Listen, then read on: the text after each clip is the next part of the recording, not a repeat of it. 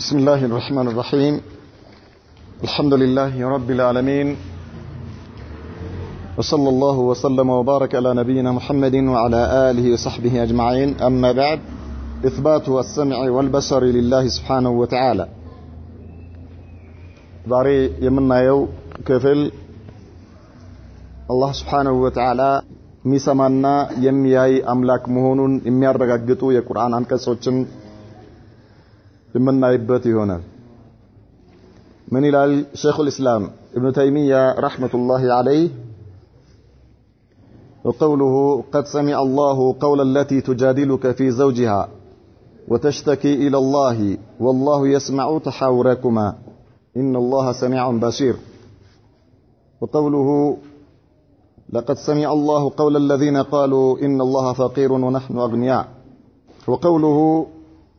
أم يحسبون أننا لا نسمع سرهم ونجواهم بلى ورسلنا لديهم يكتبون. وقوله إنني معكما أسمع وأرى. وقوله ألم يعلم بأن الله يرى.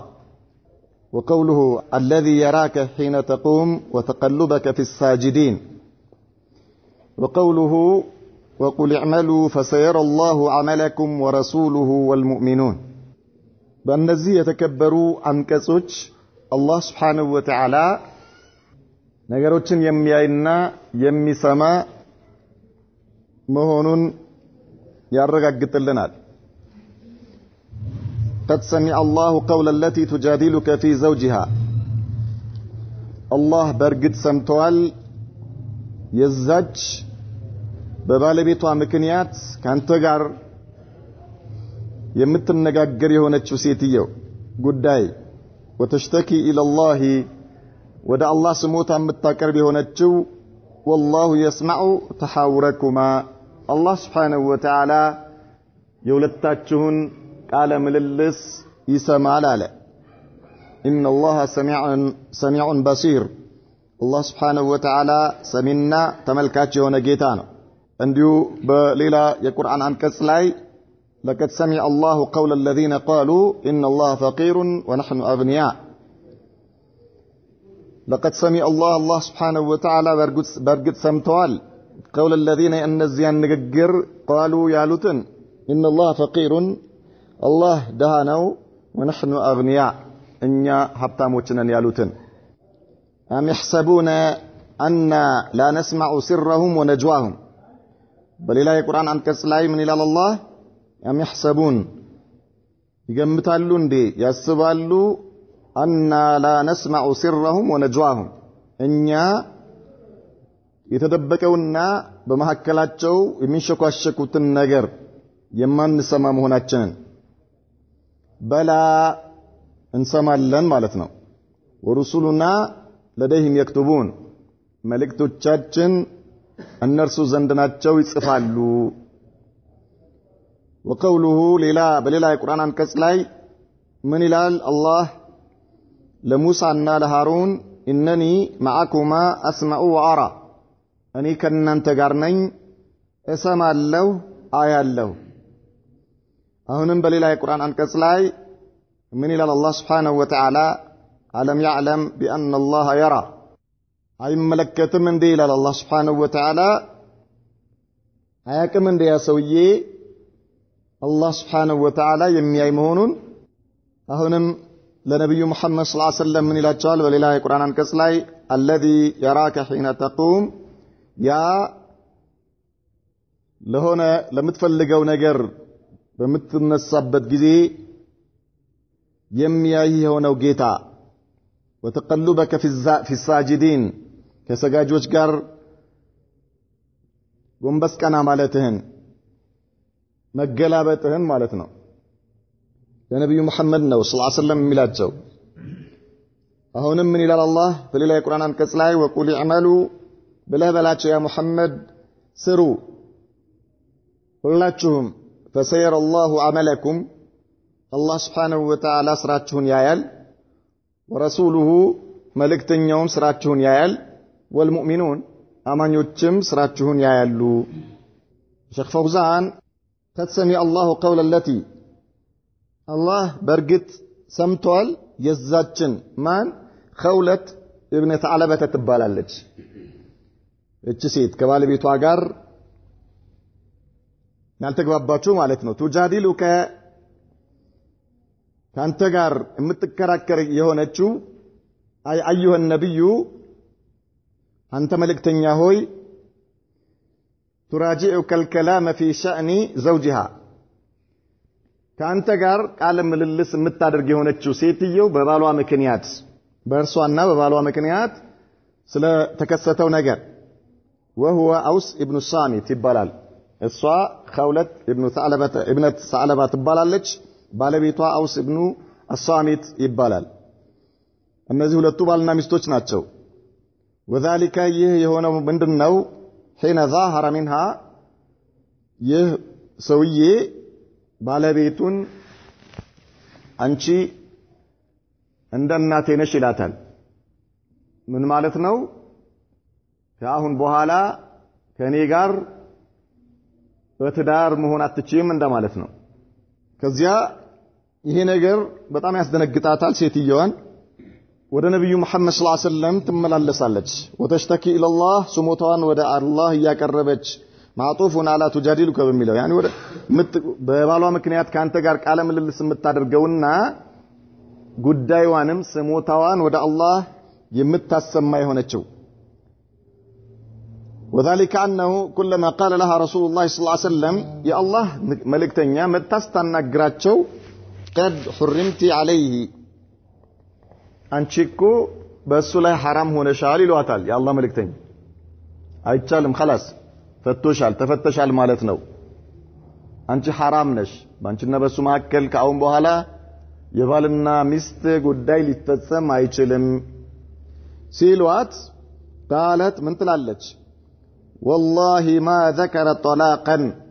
ፈትሻለሁ እኮ አላለኝም ያ ረሱላህ ተባለ አንቺ እንደናቴ ነሽ ነው ያለው እንጂ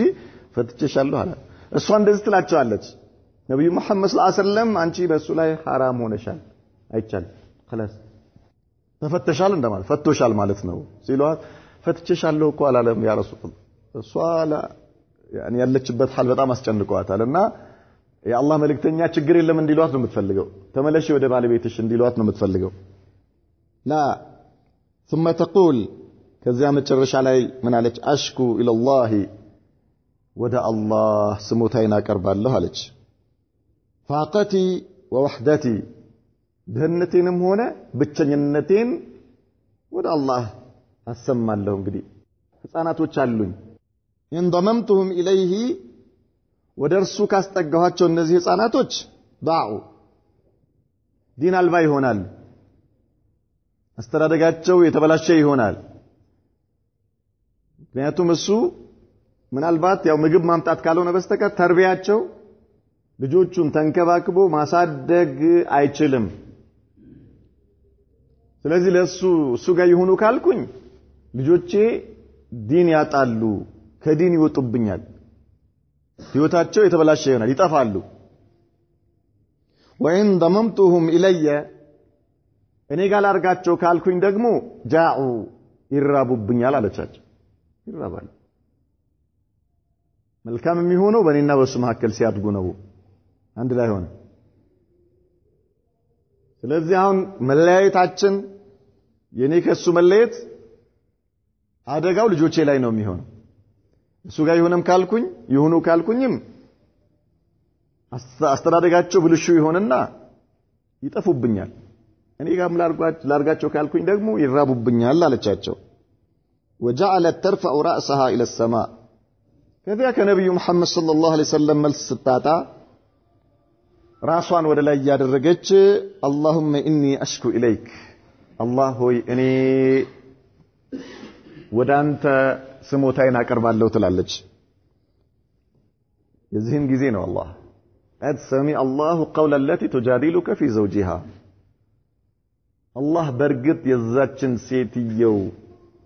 በባሏ ምክንያት ካንተ ጋር ቃል የምትመላለሰውን ሴትየው ንግግር በርግጥ አላህ ሰምተዋል سبحان الله عائشة رضي الله عنها ይህ የቁርአን አንቀጽ የወረደ ጊዜ ምን ትላለች? አልሐምዱሊላህ الذي وسع سمعه الأصوات ያ አላህ መስማቱ ድምጾችን ሁሉ ያከበበ የሆነው ጌታ ምስጋና ይገባዋል። የአላህ መስማት ድምጾችን ሁሉ ያከበበ የሆነው ጌታ ከሱ ምንም ነገር የማይሰወር ሁሉንም የሚሰማ የሆነው ጌታ ምስጋና ይገባው። لقد جاءت المجادلة إلى النبي صلى الله عليه وسلم تكلمه ያቺኮ ሴትየው ነብዩ መሐመድ ጋር መጣ አለች አይሻ ረዲየላሁ ዐንሃ የአላህን መልእክተኛ ታነጋግራቸዋለች። وأنا في ناحية من البيت እኔ ከቤቱ አንድ ጥግ ላይ ነኝ ያለሁት አለች። እዛች ቤት ውስጥ ማለት ነው። እንደ አሁኑ አዳራሽ እንዳይመስላቸው የዛን ጊዜ ነብዩ መሐመድ ሰለላሁ ዐለይሂ ወሰለም ከአይሻ ጋር የነበረቻቸው ቤት ማለት በጣም ትንሽ ነች። በጣም ትንሽ ክፍል ከመሆኑም ጋር ያን ጥግ ላይ ነው ያለሁት አለች። ነብዩ መሐመድ ሰለላሁ ዐለይሂ ወሰለም በእሷ በኩል ናቸው። ሴትዮዋ ወራ አልሂጃብ ነው ያለችው። ከግርዶሽ በስተጀርባ ነው ያለችው። ነብዩ ጋር እየመጣች ስሞታዋን ታቀርባለች። ما اسمع ما تقول እኔ ከቤቱ በአንደኛው ጠርዝ ላይ ሆኜ ሴትዮዋ የምትለውን ነገር አልሰማም ነበር። በሌላ ሪዋያ ላይ كان يخفى علي بعد ما تقول የምትለው ነገር ከፊሉ አልሰማውም ነበር። ሱብሃንአላህ። ነገር ግንስ አላህ ሱብሃነሁ ወተዓላ فوق العرش ከሰባት ሰማይ ከአርሽ በላይ የሆነው ጌታ የዚችን ሴት ስሞታ ሰምቶ ከነብዩ መሐመድ ጋር ሰለላሁ ዐለይሂ ወሰለም ስታደርገው የነበረውን ቃለ ምልልስ ሰምቶ ምላሽ ሰጣት። قد سمع الله قول التي تجادلك في زوجها وتشتكي الى الله والله يسمع تحاوركما الله ያንተና የእርሷ ቃለ ምልልስ ይሰማል። ابن القيم የተባለ ዓሊም ረህመቱላሂ ዐለይህ ምን ይላል? ይህንን አስመልክቶ يسمع ضجيج الأصوات باختلاف اللغات الله سبحانه وتعالى በተለያዩ ቋንቋዎች የተጣሪዎችን ጩኸት ይሰማል። በተለያዩ ቋንቋዎች ሀገራችን ውስጥ ብቻ ወደ 84 የሚሆኑ ቋንቋዎች አሉ። 84 የሚሆኑ ቋንቋዎች በአለም ላይ ምን ያህል ቋንቋ ነው ያለው? ሱብሃንአላህ خلق الله بشبش لا اله الا الله ማን ነው የሚቆጥረው? እስኪ የትኛውን ቋንቋ ማን ቆጥሮ ይጨርሳል? አላህ ነው የሚያውቀው። اذا يسمع ضجيج الاصوات بكل اللغات او باختلاف اللغات الله የተጣሪዎችን ጩኸት ሁሉ በተለያየ ቋንቋ የሚሰማ የሆነ ጌታ ነው አለ። አላ ተፈኑን الحاجات ያ ሁሉ ተጣሪ ሐጃው የተለያየ ሆኖ ሳለ አለ አንድ አይነት አይደለም። እዚህ መስጂድ ውስጥ ያለው ሰው አሁን ሁላችሁም አላህን ጠይቁ ቢባል ሁሉም በየቋንቋው ምናልባት ስጁድ ላይ ሆኖ ወይ ደግሞ እጁን ዘርግቶ ወደ ላይ አንጋጦ አላህን ይጠይቃል። በራሱ ቋንቋ የሚጠይቀው የራሱን ሐጃ ነው የሚጠይቀው። ራሱ ያሳከከውን ነገር የበላውን ቦታ ነው አላህ ያን ነገሩን ነው የሚጠይቀው እንጂ የአንዱ ሰውዬ ጉዳይ አይደለም። ሁሉም በአንድ ድምጽ የሚጠይቀው ማለት ነው። ሁሉም በራሱ ቋንቋ የራሱን ሐጃ ነው የሚጠይቀው። በአንድ ጊዜ በአለም ላይ ያሉ መخلوقاتዎች በሙሉ አላ ተፈኑኒል ሐጃት ሐጃዎቹ የተለያዩ ከመሆናቸው ጋር ሁሉም በየራሱ ቋንቋ የሚያደርገውን ጩኸት አላህ ይሰማል፣ ለሁሉም ምላሽ ይሰጣል አለ። فلا يشغله سمع عن سمع የአንደኛው ሐጃ መስማቱ የሌላኛውን እንዳይሰማ አያደርገውም አላህ። በአንድ ጊዜ መጠየቅ የሚችል ቋንቋ የሚያቅ አላህን መጠየቅ የሚችል ሁሉ ሲጠይቀው በአንድ ጊዜ እኮ ነው። አንተ ምናልባት የሆነ ስልክ እያወራህ እያለ ሌላ ስልክ ቢደወል ይቅርታ አንዴ ትንሽ ጠብቁኝ ትላለህ። ትንሽ ጠብቁ መልስ መስጠት አትችልም። አንዱን ብቻ ነው መልስ መስጠት የምትችለው። ማይንክ ማንንም ይሁን የፈለገ ሱፐርማን የሚባል ሱፐር ማይንድ ያለው የሆነ ጭንቅላቱ ሐጅሙ ወጣ ያለ ማለት ነው አይችልም። አላህ በአንድ አጋጣሚ በምድር ላይ ያሉ ሕያው የሆኑ የሰው ዘሮች ሁሉ ሐጃ ቢኖራቸውና በራሳቸው ቋንቋ ቢጠይቁት አላህ ለሁሉም ሰምቶ ምላሽ የሚሰጥ የሆነ አምላክ ነው። የአንደኛው ሐጃ መስማቱ የሌላኛውን እንዳይሰማ አያደርገውም። ሁሉም በአንድ ጊዜ كذلك የቂያማ ቀን ሁሉንም በአንድ ይተሳሰባል አላህ Subhanahu Wa Ta'ala ሁሉንም فلا يشغله سمع عن سمع على ولا يغلطه المسائل የጥያቄዎቹ መለያየት አላህን አያሳስተውም። የጥያቄዎቹ መለያየት ምክንያቱም ሁሉም ማተፈኑን ايش الحاجات ብለናል አይደል? ሐጃዎቹ ሁሉም የተለያዩ ናቸው። አንዱ እዚህ ጋር ያ ረቢ አላህ አንዱ ሱቄን ምናምን ሙላልኝ ይላል። ሌላኛው እዛ ጋር ያ ረቢ አላህ ያዛች ሴት እንደው ያችን ልጅ አላህ በእጅ ያርግልኝ ይላል። ሌላኛው እዚህ ጋር ያችን ያ ረቢ አላህ እንደው አንድ ክፍል ቤትም ቢሆን ስጠኝ ይላል። ሌላ ደግሞ ምስኪን የሆነው ደግሞ ምንም የሌለው ምስኪን የምለብሰው ብርድ ልብስ የለኝም እሱን ሁሉም በደረጃው ነው የሚጠይቀው ያ አኺ ሁሉም በሐጃው የተለያየ ሐጃን ያለው በአለም ላይ ማለት ነው። ገባ በበሽታ የተያዘውም አላህ ፊያ እንዲያደርገው ይጠይቃል። ወአላ ኩሊ ሃል ሐጃዎች የሰው ልጆች ሐጃዎች እንዳሉ ሁሉም ሲጠይቅ የሁሉም ጥያቄ የአንደኛው ጥያቄ ሌላኛውን ጥያቄ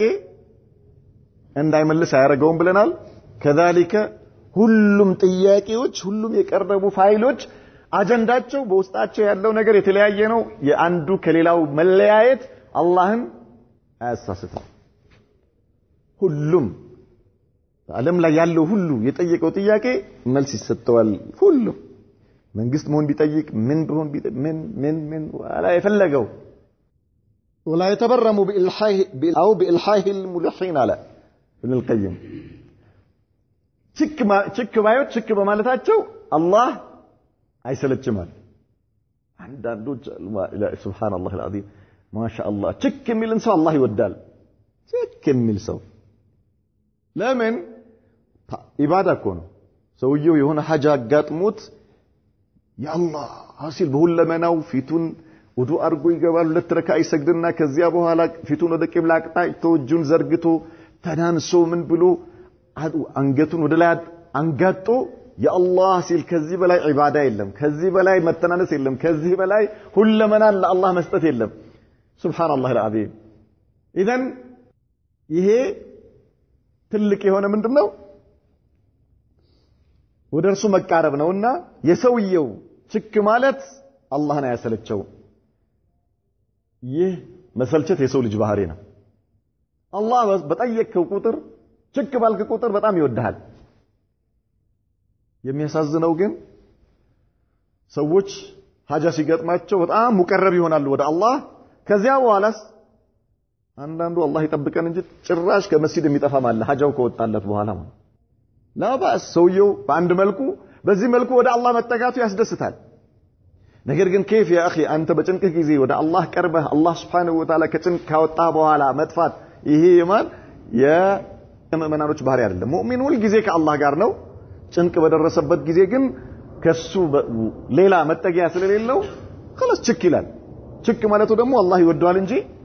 አይጠላውም። የበለጠ ወደ እርሱ ይቀርብበታል። سواء عنده من أسر القول ومن جهر به ያለ ابن القيم አላህ ዘንድ ድምጹ ንግግሩን ከፍ ያደረገም ሆነ ዝቅ አድርጎ ከራሱና ከአላህ ጋር ብቻ የተናገረም አላህ ጋር ያውነዋል። አንተ ከአላህ ጋር አንተ በምትሰማው መልኩ ከሱ ጋር ብትነጋገርም ድምጽም ከፍ አድርገህ ብትናገር ያው ነው አላህ ጋር ልዩነት የለውም። የተደበቀውንም ግልጽ የሆነውንም የሚሰማ የሚያይ የሆነ ጌታ ነው እያለን ነው። ፈሲሩ عنده አላኒየቱና ድብቁ እሱ ጋር ግልጽ ነው። አላህ ጋር አንተ ጋር ነው ድብቅ። አንተ ከሰው ነው የምትደብቀው፣ ከአላህ ምን ትደብቃለህ?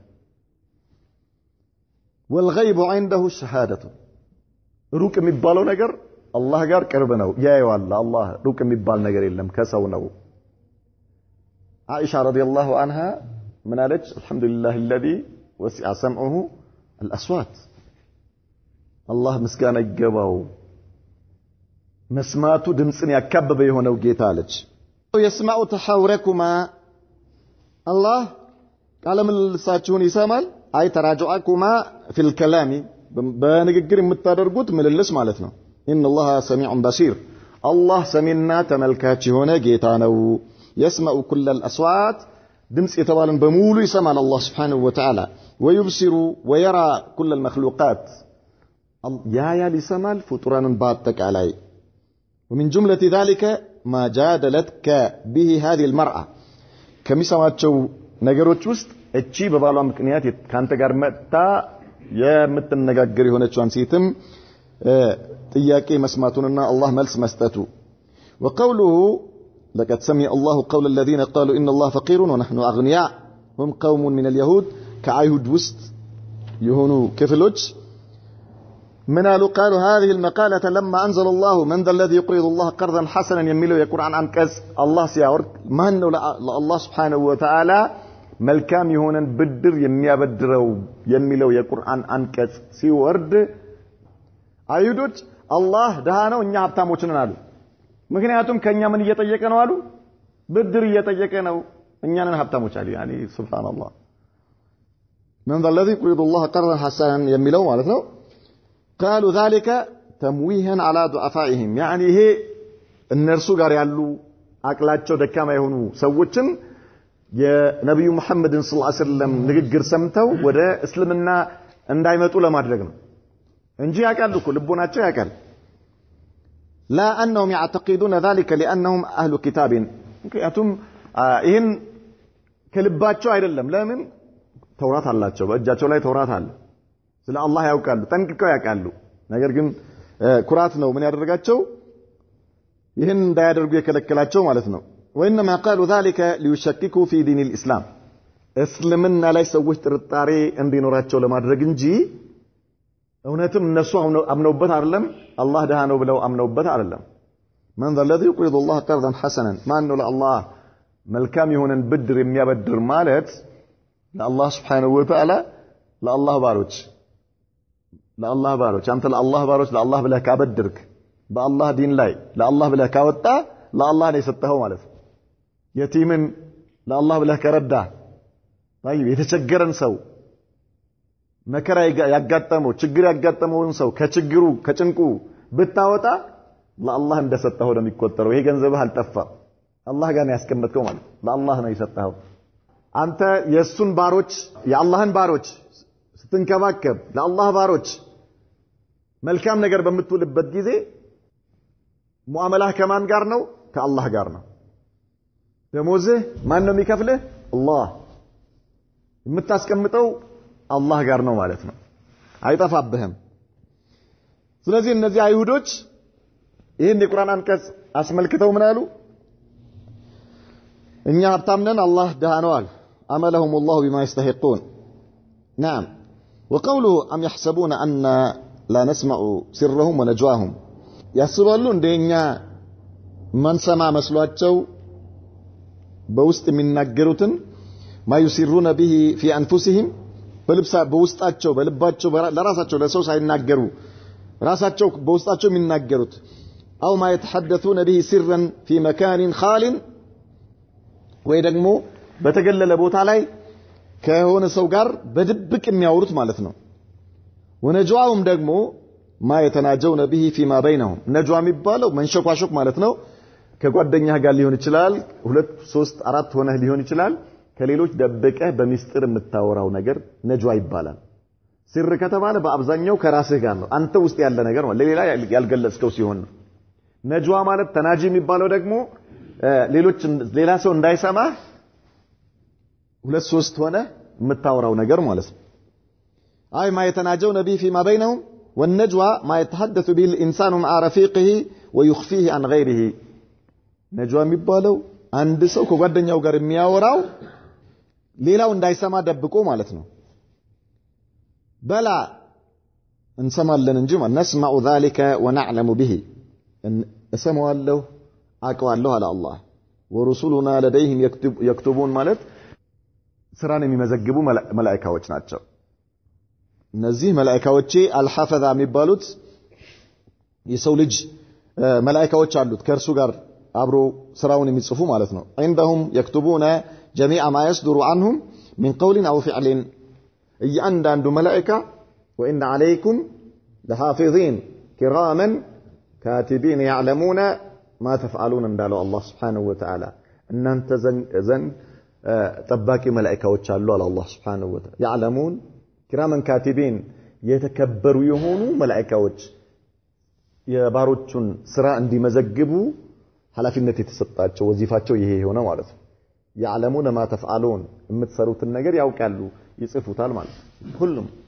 ኢዳን እነዚህ መላእክቶች ይጽፋሉ የቂያማ ቀን ይህ ዛሬ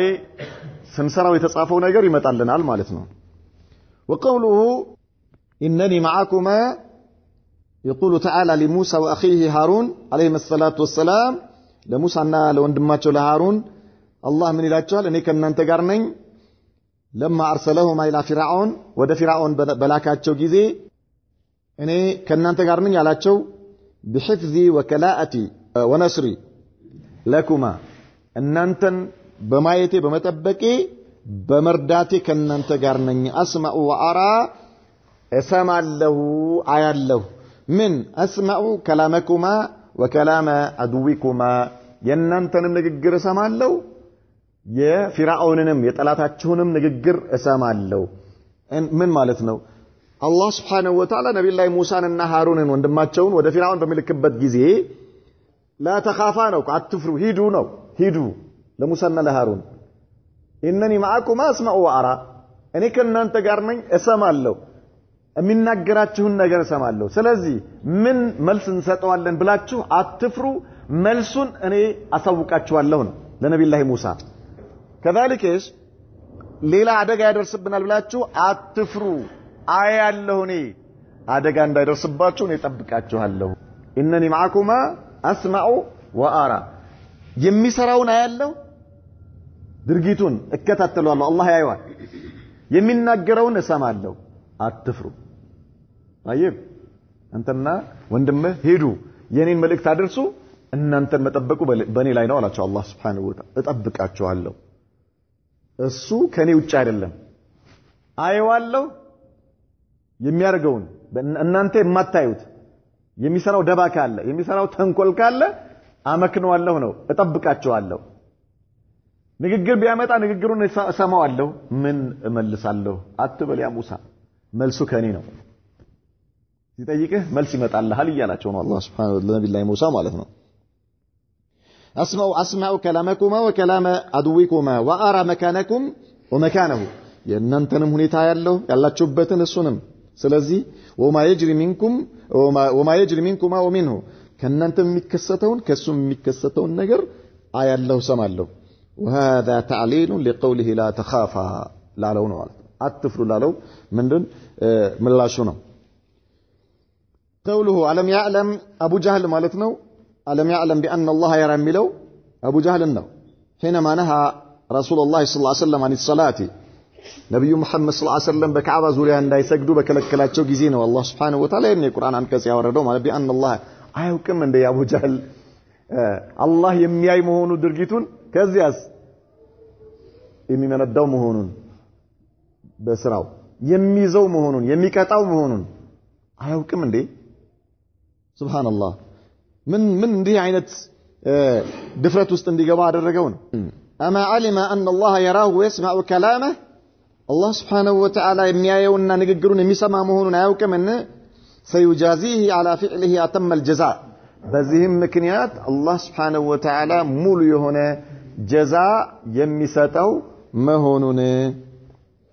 አይፈራም ወይ ነው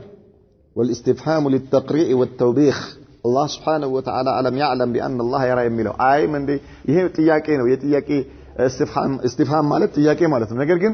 ጥያቄው የማጥላላት ጥያቄ يعني የእርሱን የአቡ ጀህልን ተግባር አላህ የጠላው መሆኑን የሚገልጽ ጥያቄ ነው ማለት ነው አንዳንዴ የሆነ ሰው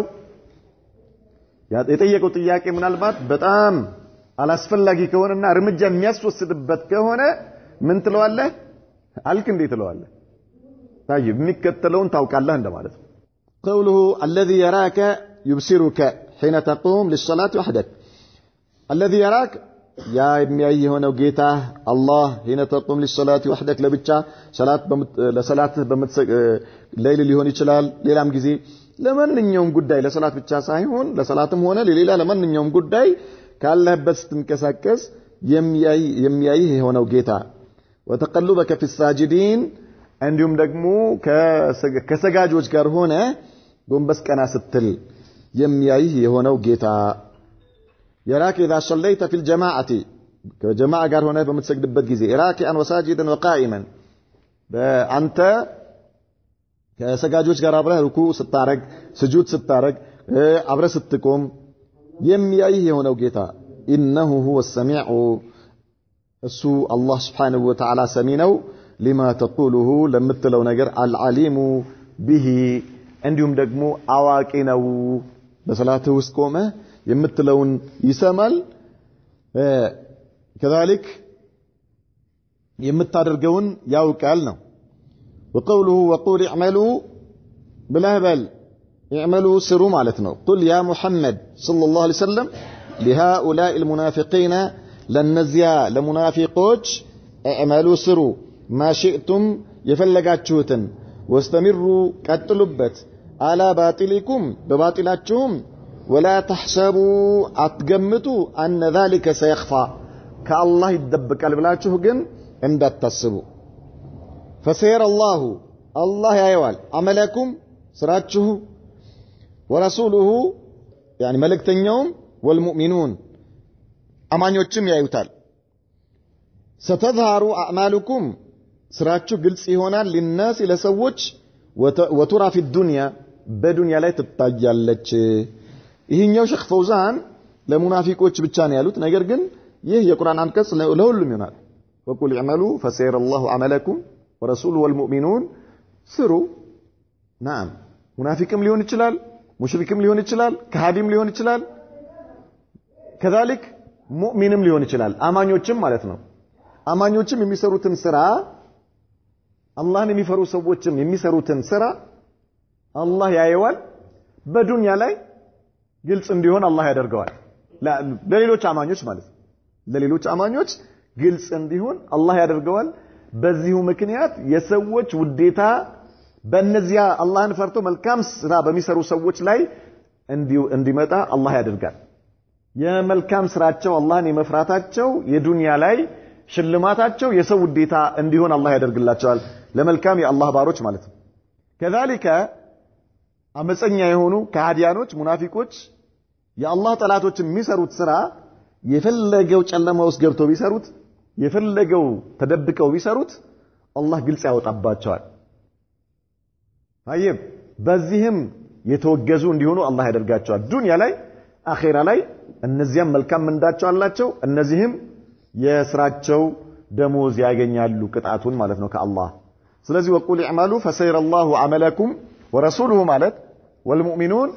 ለሙናፊቆች ብቻ ሳይሆን ለአማኞችም ጭምር ይሆናል አላህም ለፈሩት ይሆናል አላህም የፈሩ ሰዎች ነገር ግን ምንድነው አላህን የሚፈሩ ሰዎች ስራቸው ሰው እንዲያይላቸው መስራት የለባቸው ይሄ ነው ትልቁ አደጋ እነርሱ በተቻላቸው አቅም ለአላህ ጥርት አድርገው ይስሩት ስራቸውን ማለት ነው ለምን ስራ ማንኛውም ስራ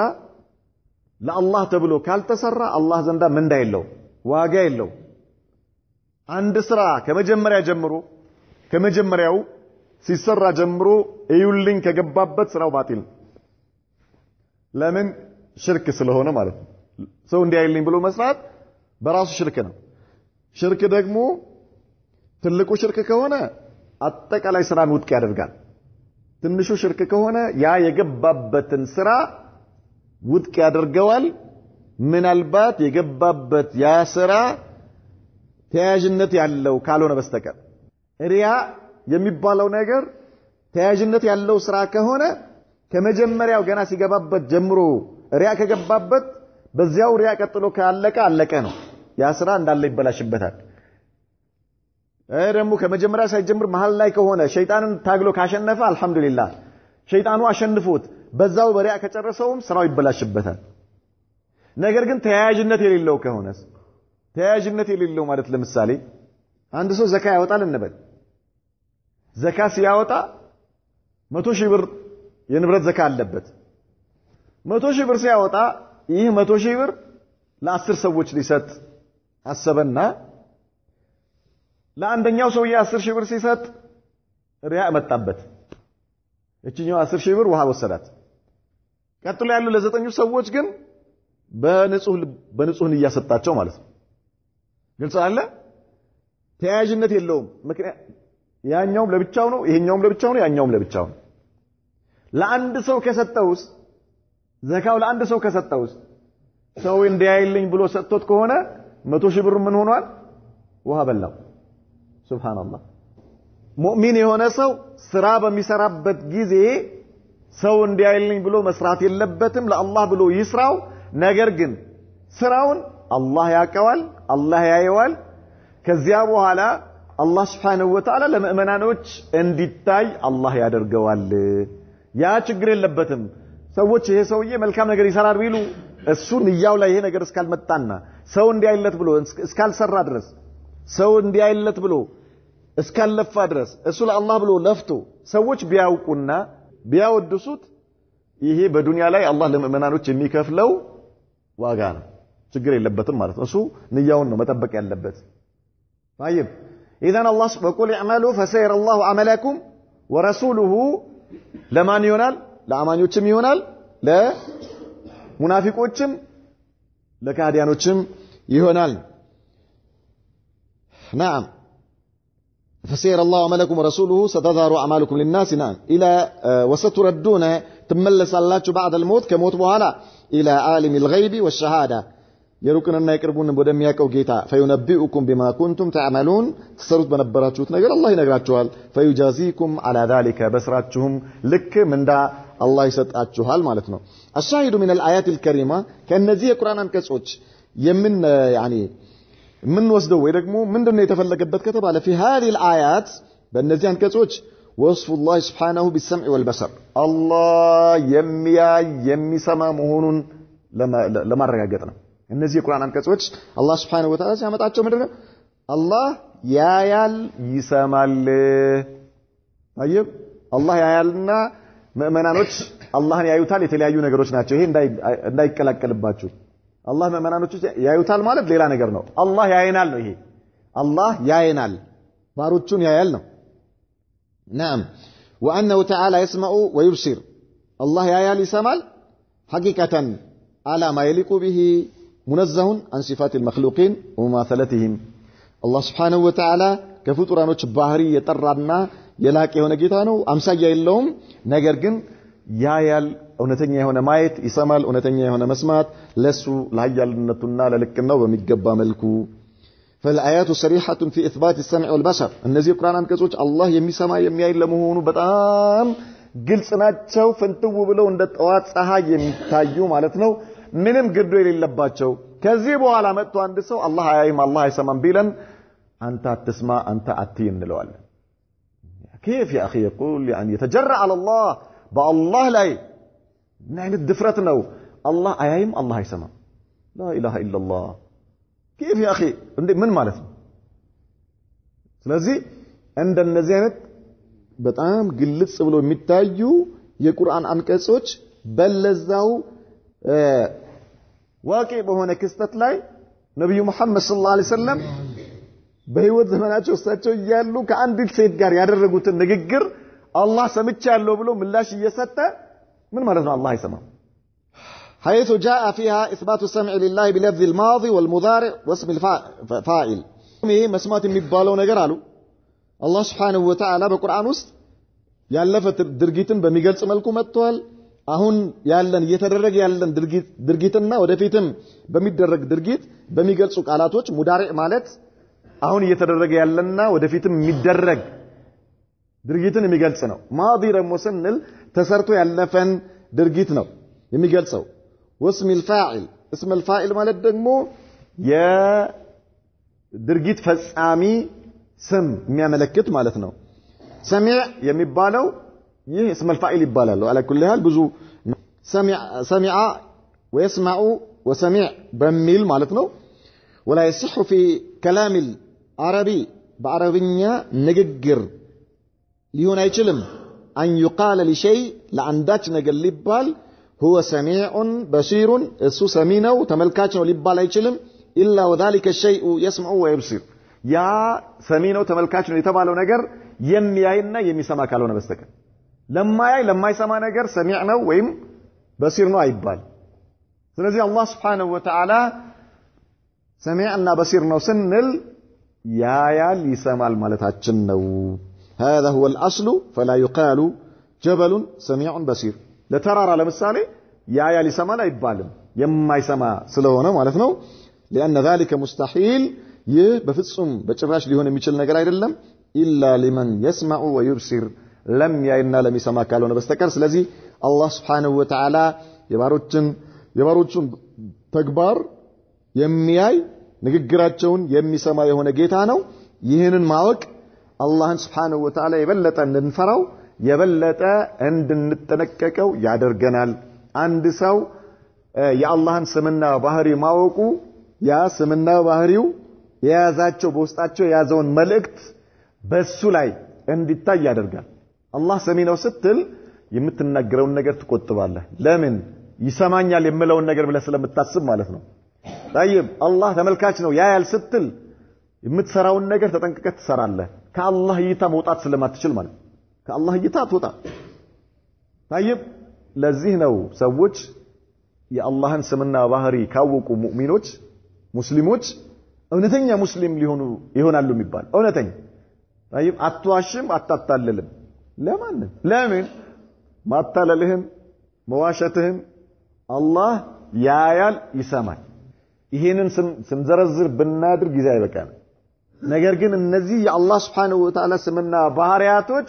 ማወቅ አላህን የበለጠ እንድንፈራው ያደርገናል የበለጠው እንድንጠነቀቀው ያደርገናል ከذلك እንድንከጅለውም ያደርገናል ለምን አላህ ሰሚ ነው ስትል ጭንቅህን ለማን ነው የምትናገረው ለአላህ ለምን የሚሰማ ጌታ አላህ ሱብሃንአላህ የሚሰማ ጌታ እቺ ምስኪን በዚህ አይነት ጭንቀት ላይ ነብዩ መሐመድ ሰለላሁ ዐለይሂ ወሰለም ዞርበይ ከዚህ እኔ ጋር መፍትሄ የለሽም ሲሏት መፍትሄ የለኝም ብላ ሄደች እንዴ ሄደች ላ ምን አደረገች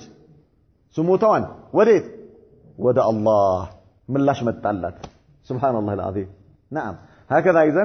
يا الله سبحانه وتعالى سمنا ባህሪያቶችን